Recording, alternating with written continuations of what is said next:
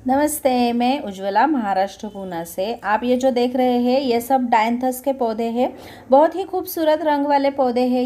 ये मैंने 100 रुपये में 5 पौधे लिए थे और ये मेरे पहले से 2 पौधे लाए हुए हैं। इनको लाए हुए 15 दिन से ज़्यादा वक्त हो गया है और आज मैं इनको रिपोर्ट करने वाली हूँ। इनके ऊपर जो भी फूल आते रहते थे और जैसे जैसे सूख जाते थे उनको मैं कट कर देती थी और आज इनको मैं रिपोर्ट करने वाली हूँ। तो मेरे पास ये जो बड़ा मिट्टी का गमला है उसमें मैं इसे रिपोर्ट करने वाली हूँ और एक ही गमले में मैं ये सारे पौधे रिपोर्ट करने वाली हूँ, क्योंकि इसको काफ़ी बड़ा गमले की कुछ ज़रूरत नहीं होती है। बहुत बड़ा गमला लिया तो ये ख़राब हो सकते हैं। जो भी सर्दियों वाले पौधे होते हैं उनकी जड़ें बहुत छोटी होती हैं, तो बहुत बड़ा गमला अगर हमने इनको प्रोवाइड कर दिया तो जड़ों को हम जो भी पानी देते हैं वो ज़्यादा हो सकता है। गलती से ज़्यादा पानी दिया तो पौधा ख़राब हो सकता है। इसके लिए मैंने ये सिंपल सी सॉइल ली है और ये राइस हस्क लिया है। अगर आपके पास राइस हस्क नहीं है तो आप सैंड का इस्तेमाल भी कर सकते हैं और इन दोनों की मात्रा हमें 50-50 लेनी है। ये सर्दियों के पौधे होते हैं, जैसे मैंने पहले बताया, इनकी जड़ें बहुत छोटी होती है तो इनको बहुत अच्छी और वेल ड्रेन सॉइल की ज़रूरत होती है। इसलिए हमें इन्हें 50-50 का कॉम्बिनेशन कर लेना है। इसमें अभी मैं खाद वगैरह कुछ भी इस्तेमाल नहीं करने वाली, क्योंकि डायंथस के पौधे को बहुत ज़्यादा खाद की ज़रूरत नहीं होती है। फिर भी मैं थोड़ी सी इसमें वर्मी कंपोस्ट डाल रही हूँ, बिल्कुल ऐसे ही नहीं लगा रही हूँ। इतनी 6 पौधों के लिए मैं मुट्ठी 2 मुट्ठी तक वर्मी कंपोस्ट डाल दिया है। ज़्यादा खाद हमें नहीं डाल देनी है, ज़्यादा खाद से भी इनकी जड़ें खराब हो सकती है। अब इस मिक्सचर को मैं इस मेरे गमले में भर दूंगी। इसमें हमें साफ़ की पाउडर मिला देनी है। इन सर्दियों वाले पौधों को फंगस बहुत जल्दी से लग जाती है और साफ़ एक ऐसा एंटी फंगल पाउडर है जो सिस्टमेटिक और कॉन्टैक्ट फंजीसाइड है, जो दोनों तरह से काम कर देता है अपने पौधे के ऊपर, मिट्टी में भी, और अगर हमने स्प्रे कर दिया तो भी इसका असर बहुत अच्छे से हो जाता है।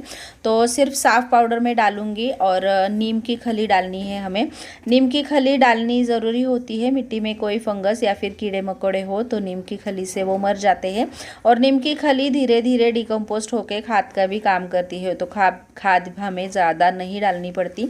और सबसे ज़रूरी चीज़ हमें मिलानी है वुड ऐश। वुड ऐश बहुत ज़्यादा ज़रूरी है, क्योंकि वुड ऐश से हमारी जो मिट्टी होती है वो एसिडिक से अल्कलाइन बनती है और डायंथस के पौधे को एसिडिक मिट्टी पसंद नहीं होती है, इसे अल्कलाइन मिट्टी की ज़रूरत होती है। और वुड ऐश जो है उसमें पोटेशियम, कैल्शियम और फास्फोरस की मात्रा तो होती ही है, लेकिन मिट्टी को अल्कलाइन करने की क्षमता भी होती है। ये धीरे धीरे हमारे पौधे की मिट्टी को अल्कलाइन बनाती है, जो हमारे डायंथस के लिए बहुत ज़रूरी होता है।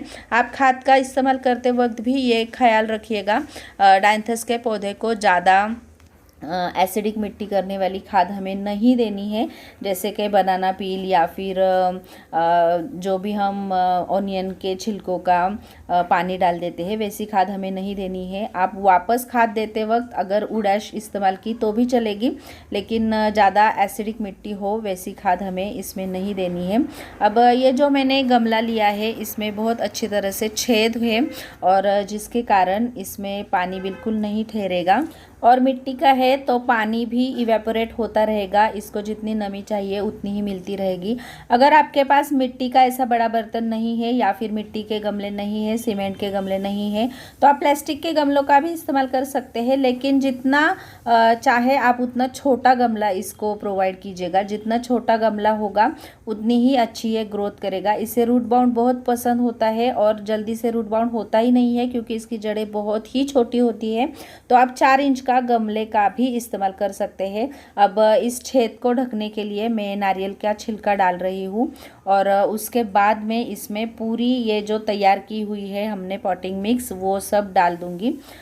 फिर देखिए ये गमला भर दिया है मैंने और एक एक पौधा में लगाऊंगी। इसके फूल मैंने जानबूझ के रख दिए हैं। जब भी मैं रिपोर्ट करूंगी अब इसके फूल निकाल दूंगी। इसे पॉलीथीन से निकालने के बाद इसकी जड़ों को हमें ज़्यादा खुला नहीं कर देना है, लेकिन जैसे कि इसकी जड़ें छोटी होती है और नर्सरी में बहुत ज़्यादा मिट्टी इसमें भरी हुई होती है, तो नीचे की मिट्टी और ऊपर की जो किनारे की मिट्टी है उसे हम निकाल देंगे ताकि जड़ें खुली ना हो और ये जो चिकनी मिट्टी है वो भी कम हो जाए। तो देखिए कितनी छोटी सी जड़ें हैं और जो भी नीचे आई हुई जड़ें हैं उनको बिना तोड़े या फिर बिना डिस्टर्ब किए आपको ये मिट्टी हल्के हाथ से निकाल देनी है। ऊपर वाली और नीचे वाली ऐसी दोनों तरफ से मिट्टी निकाल देनी है ताकि जड़ें जो होती है वो थोड़ी सी खुली हो जाए और हमने जो पॉटिंग मिक्स तैयार की है उसमें ये सेट हो जाए। और अब ये ऐसे के ऐसा मैं पौधा इस गमले में रखने वाली हूँ। ये जो भी नीचे मिट्टी को टच करने वाले पत्ते होते हैं उनको हमें रिपोर्टिंग से पहले कट कर देना है ताकि ये ज़मीन को लग के इसमें फंगस ना हो जाए। इन पौधों को फंगस का ही बहुत ज़्यादा प्रकोप होता है, तो फंगस से बचने के लिए हम साफ की पाउडर का इस्तेमाल तो करते ही हैं, साथ साथ में ये जो पत्ते होते हैं जो ज़मीन को टच कर दिए होते हैं उनको हमें निकाल देना है। नए पत्ते आए तो भी हमें ज़मीन में उसे टच करने नहीं देना है, नीचे से कट कर देना है।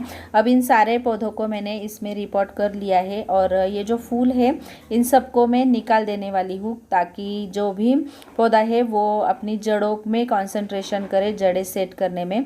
अगर इसमें फूल रह गए तो इसे खाना बनाना पड़ेगा और इन फूलों को देना पड़ेगा, तो पौधे को ऊपर स्ट्रेस आ सकता है। तो ये नीचे वाले पत्ते और ऊपर वाले फूल इन सबको मैं निकाल देने वाली हूँ। अब इसको हमें इप्सम सॉल्ट का पानी दे देना है। पहला पानी हमें अच्छे से दे देना है, उसके बाद वाला जो पानी है वो अच्छे से ऊपर की मिट्टी सूख जाने के बाद ही देना है, तब भी ये जड़ें अच्छे से सेट हो जाएगी। तो कैसे लगा आपको वीडियो? अच्छा लगा तो लाइक ज़रूर कीजिएगा और मेरे चैनल को सब्सक्राइब कीजिएगा।